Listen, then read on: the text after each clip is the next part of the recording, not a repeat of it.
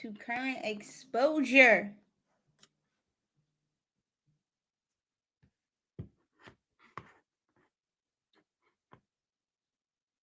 Thank you, everyone, for joining me this evening.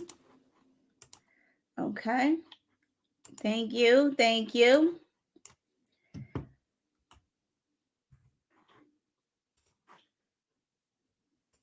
Tonight, I'll probably have a short show depending on how this goes. But I just wanted to talk about where the United States is heading, or ask the question, where is the United States heading? Where is it heading? We have an immigration situation where I believe over 1 million people are trying to get into the United States. They are seeking asylum. Hold on one second here. Yes, they are seeking asylum. People have mixed feelings about immigration, especially in the city of Newark. I've been talking to some people, and a lot of people are not on board, even though this is a sanctuary city. And I've asked them, do they know what that means? And most people say yes, and they don't agree with it because they feel like there's not enough resources for people to immigrate here from other countries. And a lot of black people feel as though their needs aren't being met, and they're struggling to get their needs met, and to bring other people in kind of pushes them to the bottom of the pile once again. So tonight at 9 p.m., Title 42 ends. And basically, Title 42 was a restriction on immigration. I don't know if people knew that there was a restriction. There was a restriction on the amount of people that were being let in because of COVID-19. But now COVID-19 has been lifted. The pandemic has officially been lifted. And we'll talk about that too on a later show, about the whole start of the pandemic, the fear mongering, the scaring people into taking the vaccine,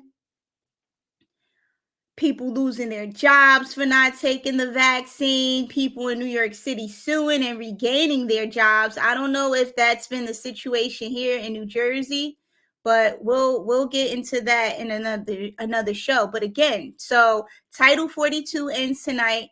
So that means more people are ready and waiting at the southern border between California, Mexico, to come into the United States to seek asylum and to pursue the American dream. And like I said, I have to get these people accounts to discuss, well, permission to come on live to talk about how they feel about immigration and how they disagree with it. But this is what they've told me. I don't know if I can bring a clip up. I'm not. Yeah, I probably won't do that tonight. But there was a lady saying that I'll play what she said actually, so you all can hear what she said and get into the comment section about your thoughts and what you're thinking. Hold on one second. Let me know if you can't hear it. But this is what she said. Crisis right now. The black people in Chicago are slapped in the face that we as citizens of the United States of America do not have the resources and support, but you're going to bring people who are not citizens here in our community, in our buildings that we pay taxes for, that you took away from us. Yes. That is completely unacceptable. We are in a humanitarian crisis right now. The black people in Chicago are the slap in the face. Okay, so that was a woman from Chicago, and similar urban community like Newark, and people in Newark have expressed the same sentiment. Get into the comments, people. Let me know what you're thinking about this. But yeah, so since Title 42 ends tonight, 9 p.m., there's going to be more people trying to come in. And they'll come into cities. I believe Chicago is a sanctuary city like Newark. And hey, it's nothing wrong with coming in, going to another country, trying to do better for yourself. But the issue that I've been told from people in the community is that people are coming in and they're sucking up resources. They're taking up space in homeless shelters. They're applying for benefits, social service benefits that that are supposed to be for American citizens, and there's being special rules so that they can get these benefits. George, good evening, George.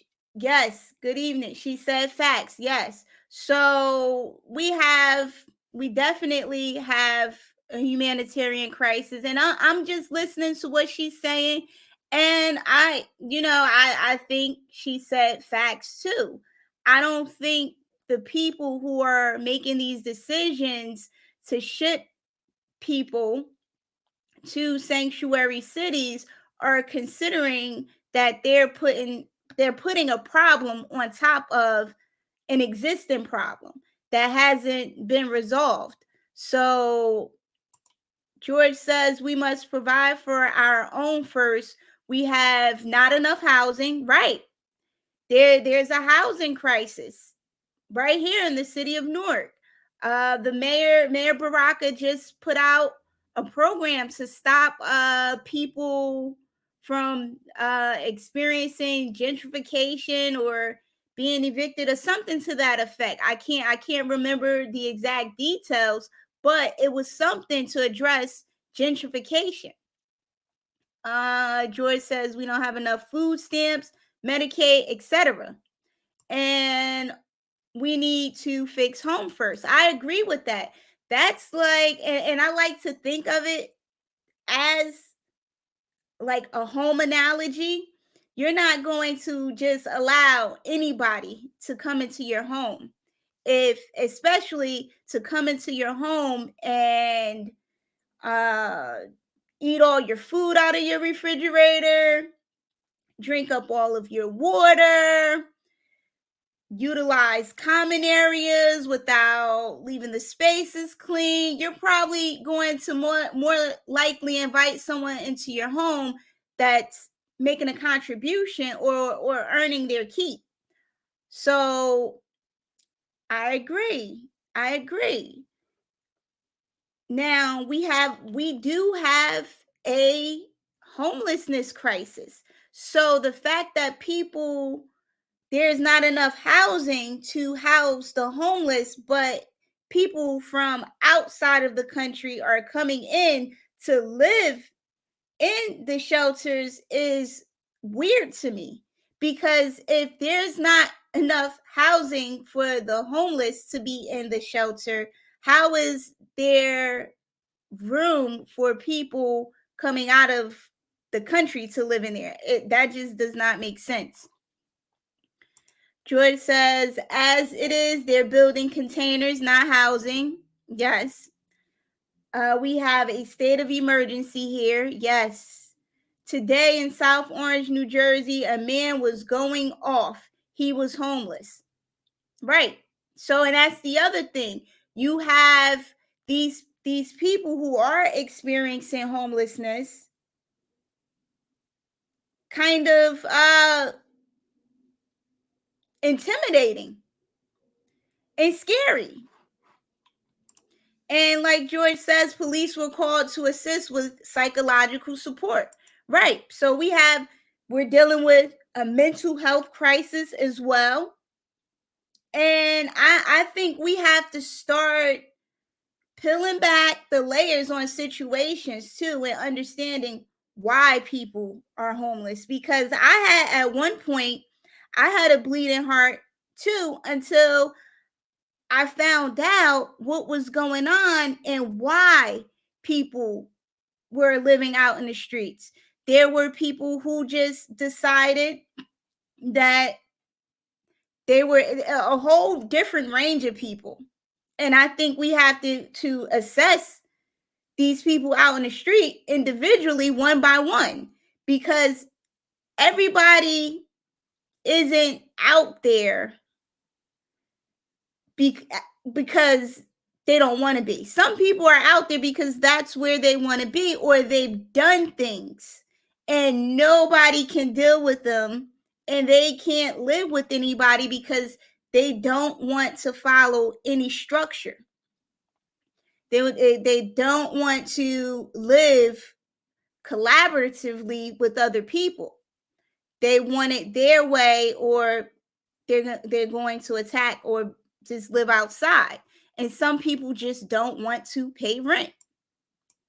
You have some people who have committed crimes in the inner wards, like North Ward, West Ward, South Ward, or whatever, and they end up in the East Ward down in Penn Station, or in the Central Ward on Broad and Market Street, hanging out downtown because they've committed crimes and can't go back to the neighborhood because people are looking for them to hurt them for the crimes that they've committed. So George also says ambulance was called to bring him help to the hospital. And now that was a great way to respond to it. That was a great way to respond. He didn't end up deceased, unfortunately, like Jordan. I think his name was Jordan Neely. And there's that whole situation, I believe, was spun out of control. I think it went too far with the racism. Now, we don't know all the details, right? Not everybody, some people just jump on a bandwagon, but this man, Jordan Neely, was said to be homeless, said to have mental health issues. He was arrested 40 times prior to him being restrained. Then, within those arrests, 3 were described as him attacking women, and one of the women who he attacked, he bashed her face so bad that he broke bones in her face. So now the people that I've seen jump on a situation out in the public, throw out the race card on this one and say, oh, a Black man was murdered and this and that. But if that man would have done that in their community, like the homeless people that aren't allowed to come back into the community because of assaults that they've committed against people within that community, they would have said that the man, karma caught up to him. If that would have happened to one of the homeless people who live downtown Newark, who are Black, if it was that if it was, something that happened in Newark. But since one person was white, one person was Black, now this is a U.S. Marine. It turned into a race situation. I don't think that the man should have died. I don't, and this is a 24-year-old too, going around He was harassing women. The women said that, but the women, they don't want to push being in the news because they don't want to get attacked because they're not going with the narrative, the race pimping narrative, about how they said that he was bothering them. And I know sometimes that happens in New York. Now, there's been situations where I've been at Penn Station and these homeless guys come up and I don't give them change. They get belligerent and out of control. And they do try to attack you if you don't get away from them. So I don't know all the facts in the situation. I'm not saying, I did see the video. He did take a last breath when the Marine let him go, but hey, I don't know. Maybe I'll see if I can play it here. I don't know if they'll let me play it. But George says, you're right. I felt sorry for him, but as you said, he may have an issue with substance abuse. Yes, that too. And we have a bunch of people in the city of Newark who also wander around aimlessly and they get belligerent and they're substance abusers. You can tell because this is something that has been going on in Newark for decades. Since right now, I'm 41 years old. This has been going on since I've been in high school. So since it's 2023, since the 20th century, because 1996, that was the 20th century. And it's never been addressed. We have Black leadership who have never addressed the crack epidemic and the impacts of that. People talk about reparations and what happened to Jordan Neely was racially motivated. Okay, but what about addressing, as George mentioned, home, the issues within home? When are we going to address the crack epidemic? When are we going to address the people who are homeless in Newark that's attacking and doing things? Are we going to wait for somebody to come and try to be the hero, and one of these people end up dead? Now we care, but nobody cared about Jordan Neely all those years he was out there living on the street.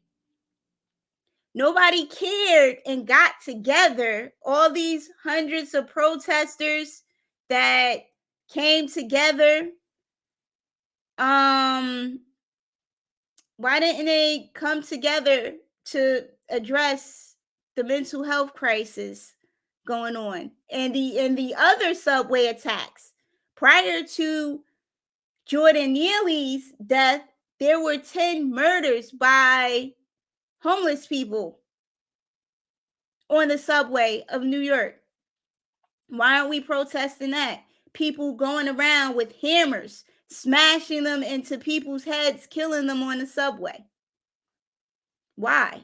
Is it because, okay, Chris is saying that I didn't hear this yet. Chris, thank you for sharing with us. Don't know if you heard, but the Marine was charged. The Marine. We didn't even get to hear his side of the story. And I don't know. We don't know. But everybody just immediately jumped on it as a race situation. They threw out the race card. Al Sharpton chimed in. And then there was this homeless activist person who chimed in about the murder. But where are the homeless activists while these people are living out in the streets?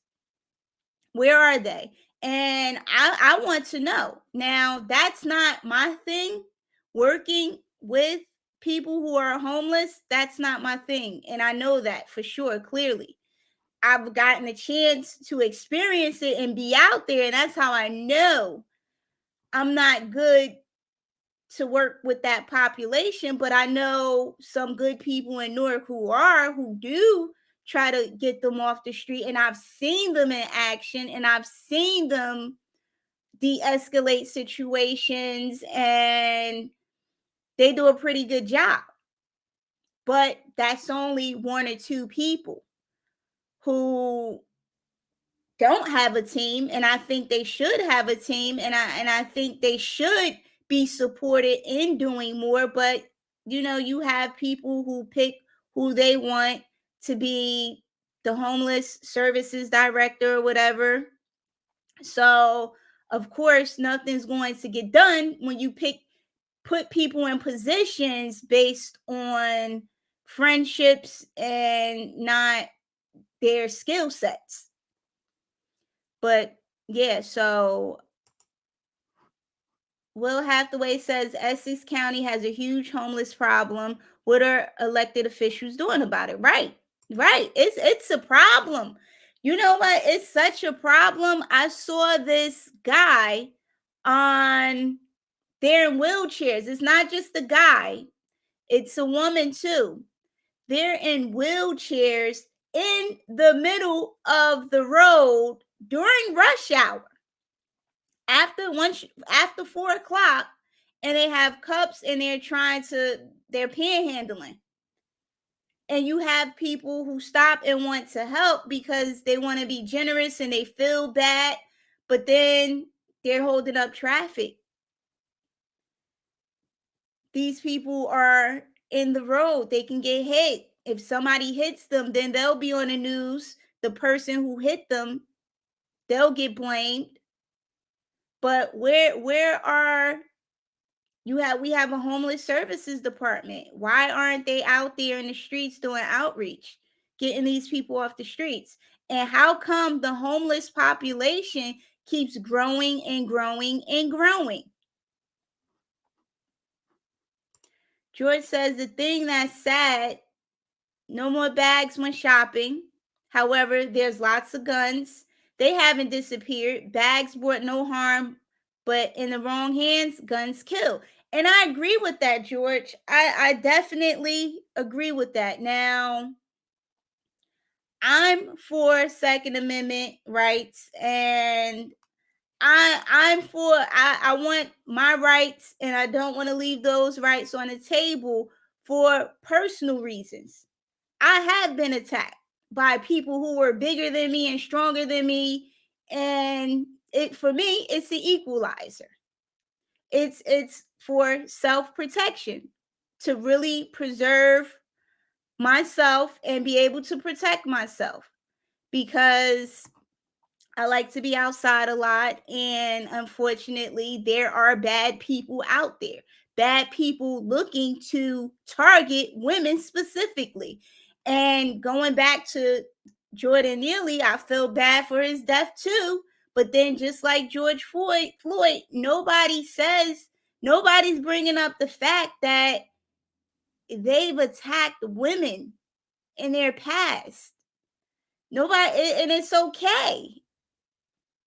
Like, why is that okay? Why is that acceptable? Why are these people made martyrs? I've never in my life. Now, I'm saying he was probably Jordan Neely was probably a great Michael Jackson impersonator, but that does not excuse his behavior. It's terrible that he passed away after being restrained, but what about the woman's face that he broke? Like, he literally broke the bones in her face because he was hungry, because he wanted her to give him money. And I guess if with certain people, he could have been a misogynist if he's going after women. And that, I feel bad that he passed away, but I mean, I'm not going to say he deserved it, but I mean, I believe in karma.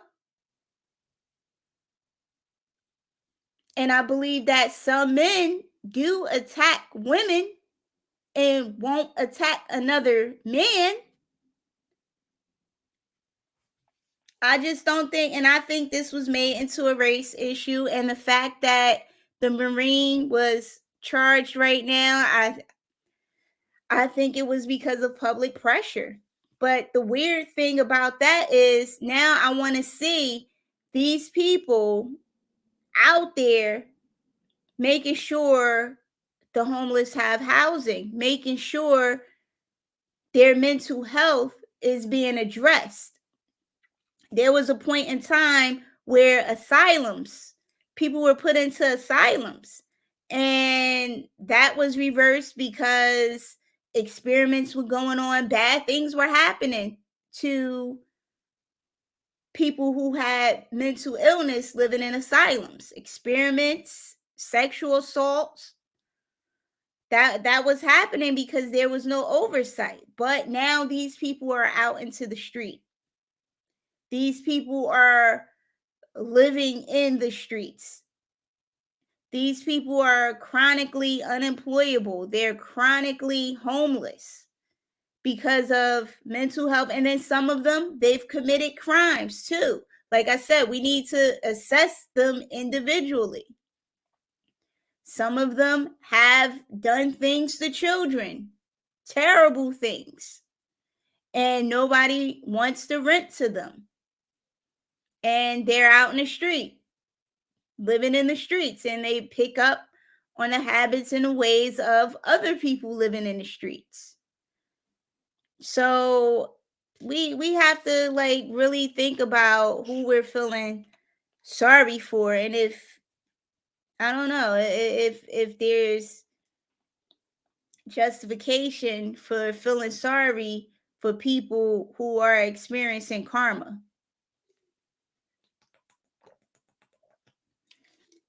I'm not saying anybody deserves to lose their lives. Nobody deserves to lose their life. Nobody deserves to be assaulted either. And we pick and choose who we hold responsible for their actions. George says, people in deplorable housing are also suffering, like Georgia King Village. Right. Where's the protesting for that? And thank you, George and Felicia, because I did hear the two of you on that call with Governor Murphy when you went on to Power and Politics. Will says the mayor of New York got pressured by the media and different groups to lock the guy up who attacked Jordan Neely. Like this is interesting to me. This is interesting. I mean, I wouldn't have got involved, but I guess the Marine thought, I don't know. We don't know. I can't even speculate, because if I speculate, I'm being just like everybody else, especially the people throwing out the race cards and doing the protesting. And you know what's weird? I don't see nobody protesting for quality education. Where are those people for that? I don't see them protesting for Georgia King Village to have their residents living in acceptable housing conditions. I don't see no protests for that. There are people who haven't received their SNAP benefits for months and months, going hungry, waiting and waiting. I don't see any protests for that. I didn't see no protests at the unemployment office when people were not getting their unemployment benefits during the pandemic. I didn't see that.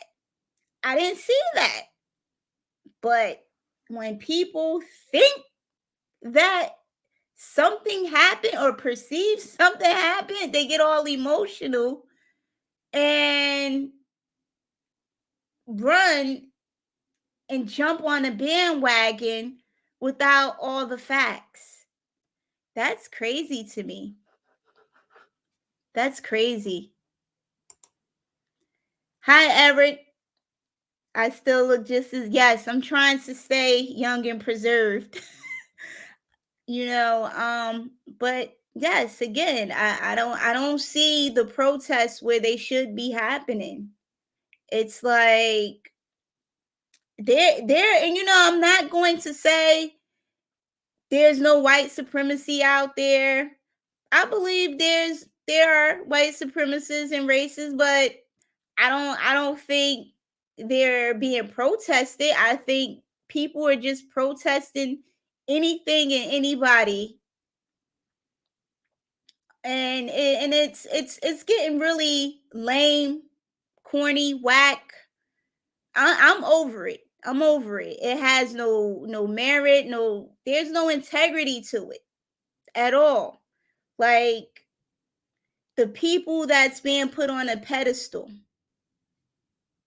and then they're not being held accountable for their previous actions. It's just crazy the direction that the United States is heading in. It's like crime is supported. Eric says because all the political organizing is centered around gender war stuff and anything race baiting. Yeah, I see that. And I see that. That's all that's out there. That's why people aren't organizing around economic issues of concern. Right, that too. I don't see anybody protesting about the economy. I don't see anybody protesting about I think the Fed rate is 8% right now. And prior to the pandemic, I think we were like 3 to 4% or so, a little over 4.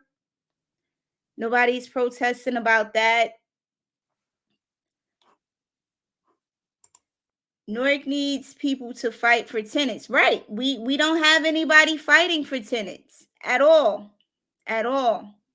They're over in New York fighting for someone who crushed a lady's face because he met his match.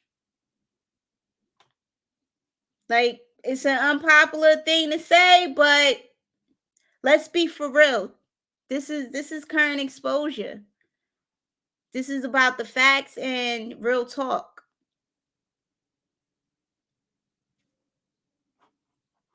The women just aren't safe.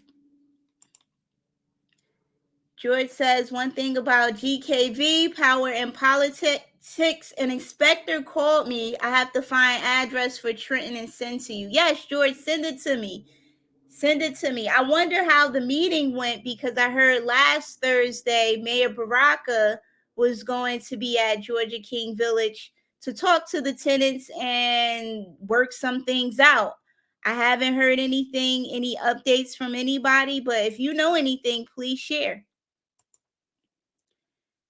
But again, we have Will says New Jersey does not have a public advocate anymore. West Orange fired their public advocate. Really? What happened in West Orange? Why would they? Wow. Eric says, I agree that the black guy who was killed in New York was unjustly killed, but what about all the blacks and other minorities killed in drug and gang-related crimes? They outnumber all the high-profile cases 100 to 1 or more. And that's another thing, Eric. That's another thing. It's like it's okay for that type of murder and violence to happen in Newark. Like I was saying, if what happened to Jordan Neely would have happened in Newark and a black guy restrained him, it would not have made the news. It would not have mattered. It would have been him getting his karma. That's how the story would have gone. And everybody would have gone about their day-to-day business. That's like if, let's say for an example, I go and just out of the blue smack a white guy and he turns around and pushes me down. That's going to be on the news. He's going to be identified as a racist. And nobody's going to talk about what I did to him or the fact that he just turned around and pushed me out of a reflex, or he just felt he was protecting himself. But that's how it would go. People would just look at, okay, white male, bad. Black female on the ground. So this white male is a problem. Just because. Without even ascertaining the whole truth and nothing but the truth. And then you'll have the protesters come out. And I love the protesters too. I do love the protesters. We need the protesters, but they got to be on point. They got to know all their facts. They can't just be impulsive, just be ready to pounce for anything, because now they're starting to look like a mad mob to me. It's like mad mob mentality. And again, and going back to Eric, yeah, like if nobody's talking about, nobody no longer. You did have groups that did that for a hot second, for a season or two. They talked about the murders and the violence, and then I guess they got to a point where they're either tired or they elevated and got comfortable where they are and their life is good, that they no longer feel like they need to continue to work or be consistent with it. But yeah, nobody's talking about that. Not even the black elected officials. They're not, you don't see your council people getting up there having conferences. Oh, we have to stop this, we have to stop that. A 7-year-old lost his life last week. And then they make more, they say they need more gun control. New Jersey has a great gun control policy. It's expensive, and you it's so many barriers to even possess a firearm, and even to, to enjoy concealed carry or practice concealed carry. It's a whole lot that you have to go through, and you have to be fingerprinted. So when you hear about these murders in Newark, notice that you never hear about the fact that any of these people are lawful firearm carriers. None of them have gun permits. None of their firearms are legal in the first place. They didn't obtain them legally, because if that was the case, there would be a lot of guns confiscated from people using them to commit murder or be irresponsible. So we're making more laws for what? Criminals they're not law abiding citizens. We're making laws for people who don't follow the law. Like, I don't understand that.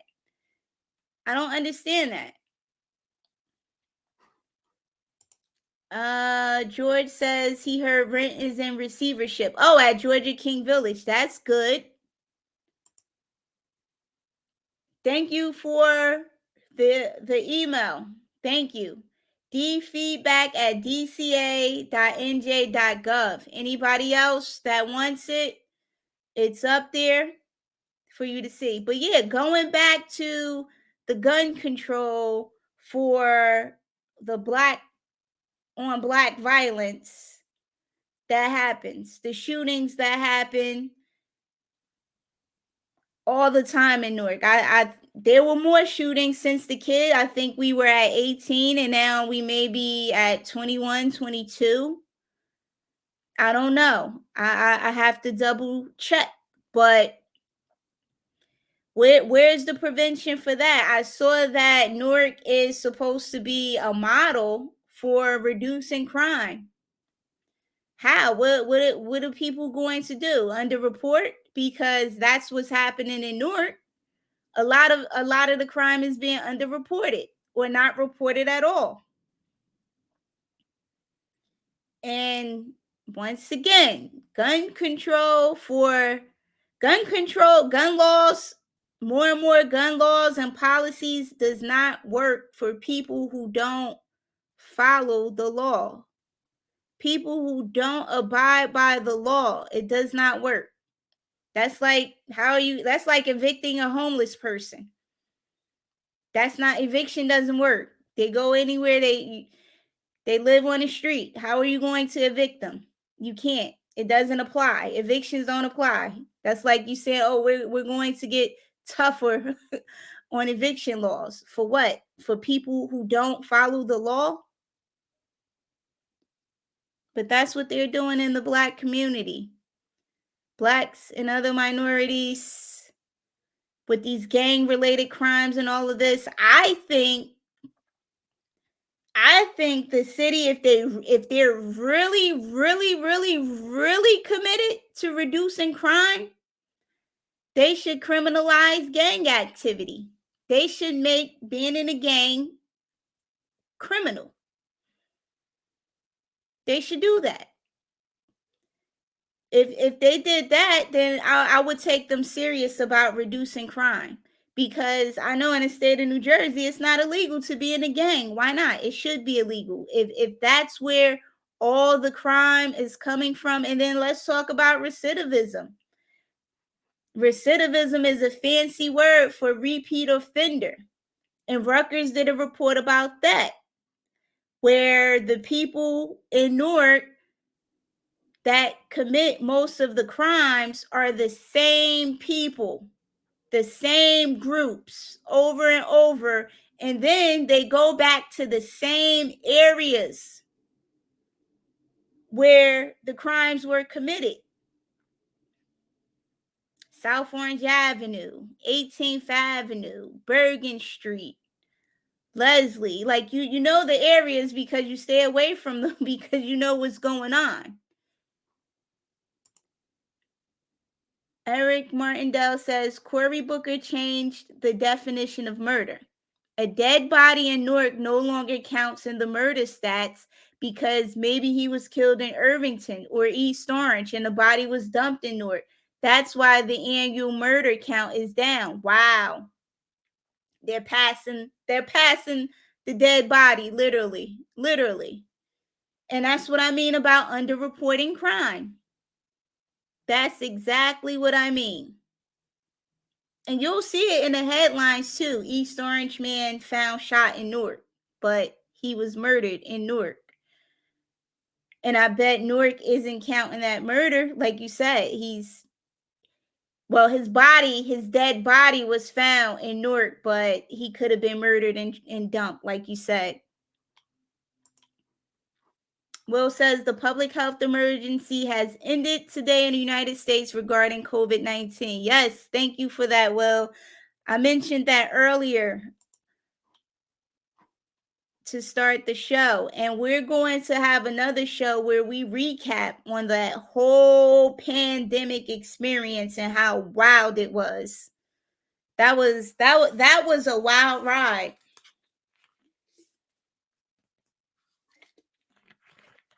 But you know what I would like to see? I don't know if the protesters are watching. I would like to see some protests and even cover and interview people protest against the crime and violence that's happening in the city of Newark. I want to talk about that. What's being done? What real initiatives? Don't give me no ideal stuff. Don't give me no stuff that you would like to happen, or you because that's what that whole street team does. That Newark street team is all ideal. It's not stuff that they're actually practicing. It's not things that's actually working. And I know this because they never come with stats. Just like they never come, when people are, when there's a mass shooting in like the red states like Texas, or what was the other place before Texas? I forgot. But it was a red state. They go back to this person purchased the gun at this store. They had a firearms license, blah, blah, blah. You never hear that in Newark about the person. There's never no background. of where did they purchase the gun from? Were they a lawful gun owner? Did they have legal eagles? Of course not. You never hear that because they did it. And again, criminals do not follow the law. That's why they're criminals. That's what they do. They break the law. That's what they do. So I would like to see the protesters address that. Where are these guns being purchased from? Are they being purchased on the street? Okay. Are we doing stings to address that? Why are guns being purchased now? Are we making laws for people selling firearms illegally? What are we doing? If we're serious about addressing a crime. And let's be clear too. Let's not try to jump on what another state is saying and doing with gun control and all of that other stuff that does not apply to Newark. Let's deal with it the way it's happening in Newark. These are not lawful gun owners. And that's another reason why I will not leave my Second Amendment rights on the table, because the criminals have guns. And they do home invasions with their guns. They do carjackings with their guns, their illegal guns. So, and I live in Newark. Why would I allow myself to get caught out there without protecting myself? And they target women because they are misogynist, and they see women as an easy target. That's the reality. That's the reality. And we have to sit with that.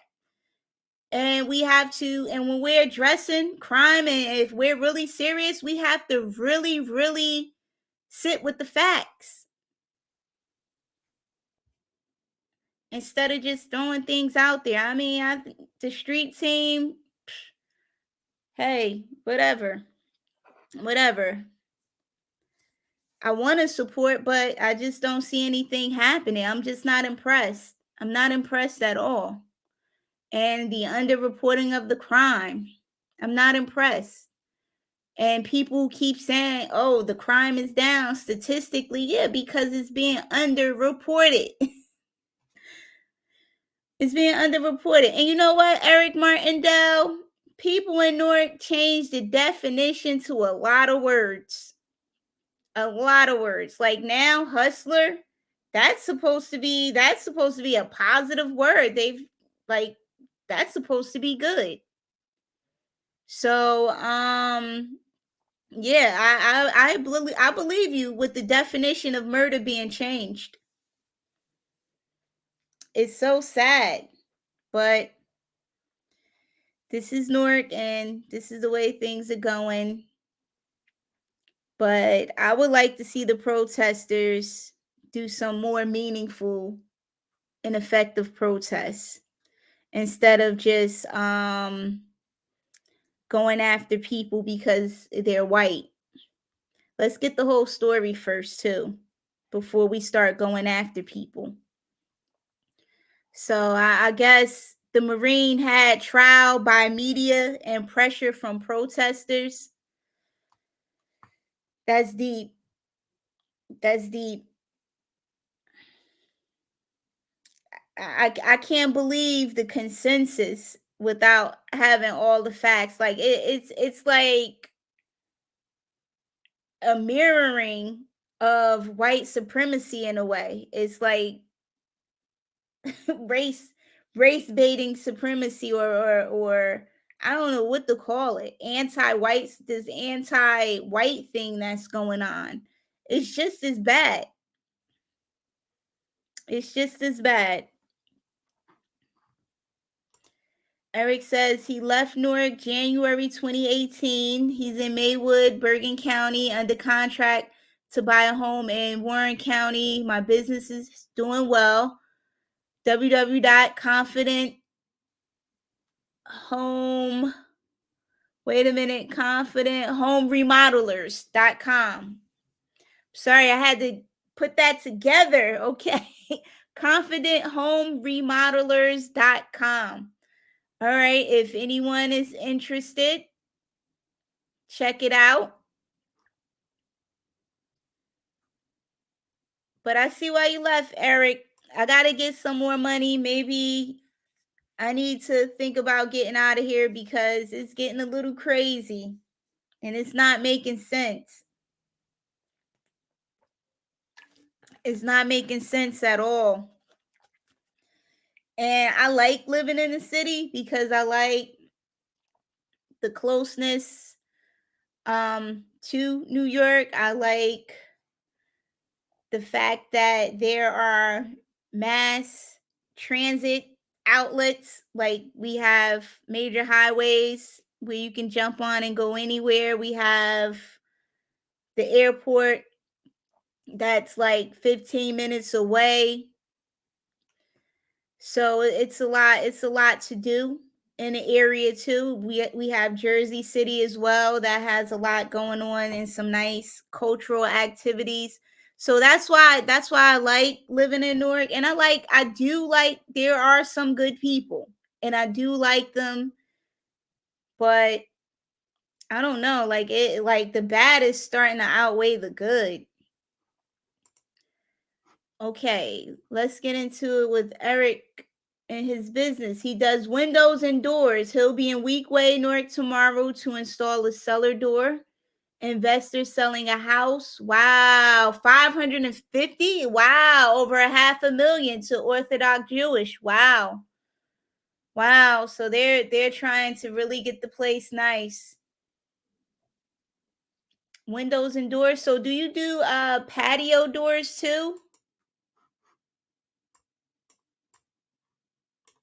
I guess that includes that, right? We can go on your site. We'll have you on.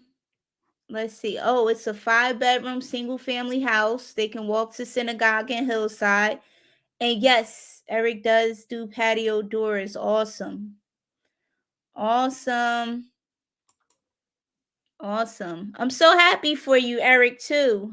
I remember you were in Newark fighting the good fight. And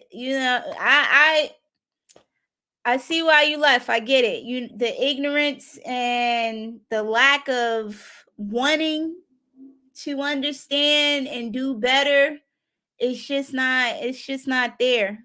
It's just not there, like, for the people that are well, you think they're in the fight with you, but they're really in it because they have their own agenda. And like I said, I had to step back myself too. I saw a lot of ignorance going on, backbiting, backstabbing, people just wanting to be seen and praised because like they were treating it like a way to get popular. It's crazy. It's crazy. A lot of underdeveloped adults. Lots of them in the so-called fight. And that kind of pushes people away. There was this other guy too. I forgot his name. He was in the South Ward and he ran for office and he was pretty good. And he left Newark too because they just would not address the gun violence in the South Ward. They would not address it at all. And he was like, okay, like they're acting like it's just a normal day. Somebody's dead. Somebody was murdered. Somebody walked up to the person and blew their brains out right onto the sidewalk where kids walk to school, and nobody seems to care. It's like business as usual, like, oh well. Eric says, thanks. I was poor for 10 years living in Newark, fighting for tenants. I didn't move out for negative reasons. I made more money. I wanted a quiet town for my daughter. She's 9 now. Right. When you have kids, you want a better place for your kids. And I get that.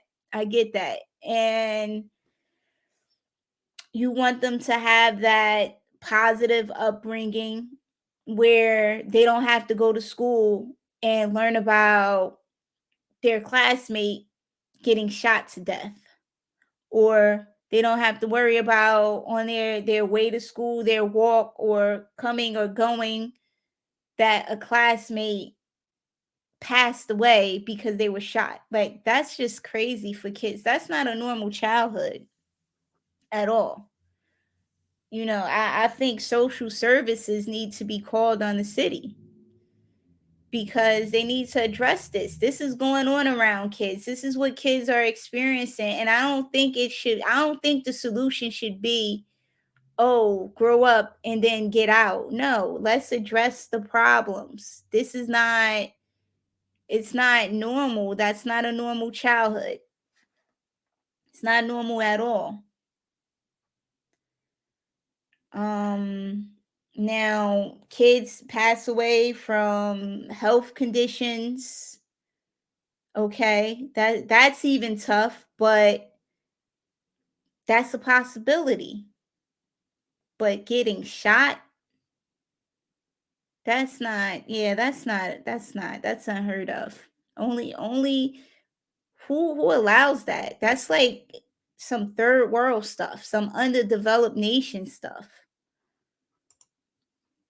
Eric says we're being told by teachers that a boy can be a girl. Right. Let's stop that.